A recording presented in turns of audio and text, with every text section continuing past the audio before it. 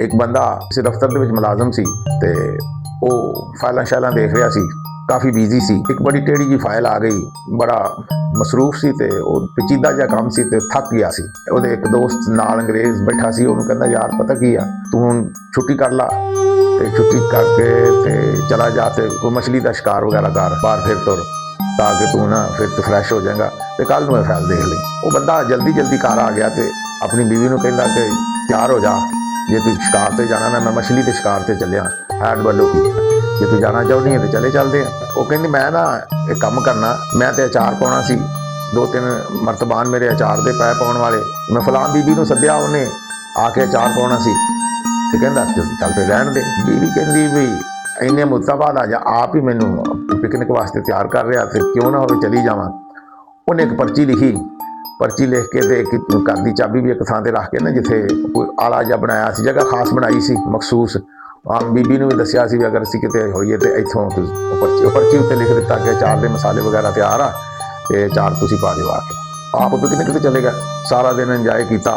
ਮਛਲੀ ਕੀ ਫੜਨੀ ਸੀ, ਮਛਲੀ ਉਹਨਾਂ ਨੂੰ ਫੜਨੀ ਨਹੀਂ ਸੀ ਆਉਂਦੀ, ਕੁੰਡੀ ਵੀ ਲਗਾਇਆ ਸੀ, ਧਾਗਾ ਵੀ ਲਗਾਇਆ ਸੀ, ਸਾਰਾ ਕੁਝ ਲਗਾਇਆ ਸੀ, ਮਛਲੀ ਉਹਨਾਂ ਕੋਲ ਪਕੜੀ ਨਹੀਂ ਗਈ। ਬਹਰਹਾਲ ਉਹਨਾਂ ਨੇ ਨਾ ਕਾਫੀ ਜ਼ਿਆਦਾ ਇੰਜੋਏ ਕੀਤਾ ਸਾਰਾ ਦਿਨ।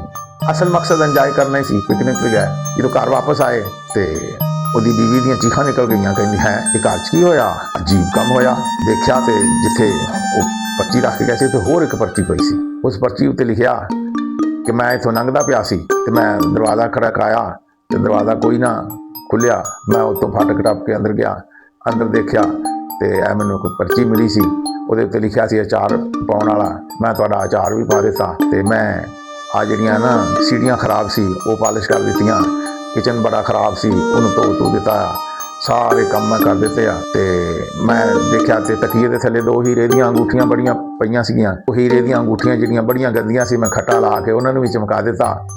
ਚਮਕਾਉਣ ਤੋਂ ਬਾਅਦ ਉਹ ਮੈਂ ਟਿਸ਼ੂ ਦੇ ਵਿੱਚ ਪੈਕ ਕਰਕੇ ਉੱਥੇ ਹੀ ਰੱਖ ਦਿੱਤੀਆਂ ਤੇ ਬੀਬੀ ਤੂੰ ਮੈਨੂੰ ਬੜੀ ਨੇਕ ਖਤੂਨ ਮਲੂਮ ਹੁੰਨੀ ਆ ਤੇ ਆਇੰਦਾ ਐਸਾ ਨਹੀਂ ਕਰਨਾ, ਇੰਨੀਆਂ ਕੀਮਤੀ ਅੰਗੂਠੀਆਂ ਤੂੰ ਇੰਨਾ ਪੱਧਰੇ ਰੱਖ ਕੇ ਚਲੇ ਜਾਂਦੀ ਹੈ। ਤੇ ਬਾਕੀ ਜਿਹੜਾ ਤੁਸੀਂ ਪਿਕਨਿਕ ਵਾਸਤੇ ਸਮਾਨ ਰੱਖਿਆ ਸੀ ਨਾ ਲਿਜਾਣ ਵਾਸਤੇ, ਉਹ ਮੈਂ ਨਾਲ ਲੈ ਚੱਲਿਆ ਖਾਣ ਵਾਲਾ, ਕਿਉਂਕਿ ਮੈਂ ਸ਼ਹਿਰ ਚੱਲਿਆ ਨੌਕਰੀ ਵਾਸਤੇ।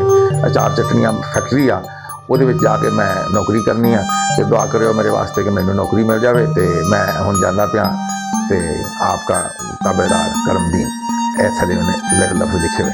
ਇਹ ਰੁਕਾ ਜਦੋਂ ਪੜ੍ਹਿਆ ਬੜੇ ਹੈਰਾਨ ਹੋਏ ਕਿ ਐਸਾ ਬੰਦਾ ਵੀ ਹੋ ਸਕਦਾ, ਘਰ 'ਚ ਆ ਕੇ ਸਾਰੇ ਕੰਮ ਕਰ ਦੇਵੇ ਤੇ ਕਰਕੇ ਉਹ ਚਲਿਆ ਜਾਵੇ। ਉਹ ਮੈਂ ਅਖਬਾਰ ਵਾਲਿਆਂ ਕੋਲ ਰੁਕਾ ਲੈ ਗਿਆ ਵੀ ਦੇਖੋ ਤੁਸੀਂ ਬੜੀਆਂ ਕਹਾਣੀਆਂ ਛਾਪਦੇ ਆ, ਫਲਾਂ ਜਗ੍ਹਾ ਤੇ ਇਹ ਕਤਲ ਹੋ ਗਿਆ, ਫਲਾਂ ਜਗ੍ਹਾ ਤੇ ਇਹ ਹੋ ਗਿਆ, ਇਹ ਵੀ ਕਹਾਣੀ ਛਾਪੋ ਕਿ ਅਜੀਬੋ ਗਰੀਬ ਹੋਏ ਅਸੀਂ ਪਿਕਨਿਕ ਤੇ ਗਏ ਤੇ ਸਾਡਾ ਇੱਕ ਬੰਦਾ ਘਰ ਆਇਆ ਸਾਰੇ ਕੰਮ ਕਰ ਗਿਆ। ਅਖਬਾਰ ਵਾਲੇ ਕਹਿੰਦੇ ਇਹ ਕਹਾਣੀ ਅਸੀਂ ਨਹੀਂ ਛਾਪ ਸਕਦੇ, ਕਿਉਂਕਿ ਇੱਕ ਮੁਹਾਵਰਾ ਆ, it is too good to be true. ਇਹ ਗੱਲ ਇੰਨੀ ਅੱਛੀ, ਇੰਨੀ ਪਕੀਜ਼ਾ, ਇੰਨੀ ਸਾਫ਼ ਸੁਥਰੀ ਆ ਕਿ ਇਹ ਕਦੀ ਸੱਚੀ ਨਹੀਂ ਹੋ ਸਕਦੀ। ਇਹ ਇੱਕ ਮੁਹਾਵਰਾ ਤੇ ਉਸ ਮੁਹਾਵਰੇ ਦੇ ਮੁਤਾਬਕ ਅਸੀਂ ਅੱਛੀਆਂ ਗੱਲਾਂ ਨਹੀਂ ਛਾਪ ਸਕਦੇ। ਸਾਡੀ ਅਖਬਾਰ ਵਿਕਦੀ ਤਾਂ ਆ ਕਿ ਅਸੀਂ ਝੂਠੀਆਂ ਗੱਲਾਂ ਛਾਪੀਏ। ਤੇ ਵੀਡੀਓ अच्छी लगे लाइक करना और चैनल को सब्सक्राइब करना।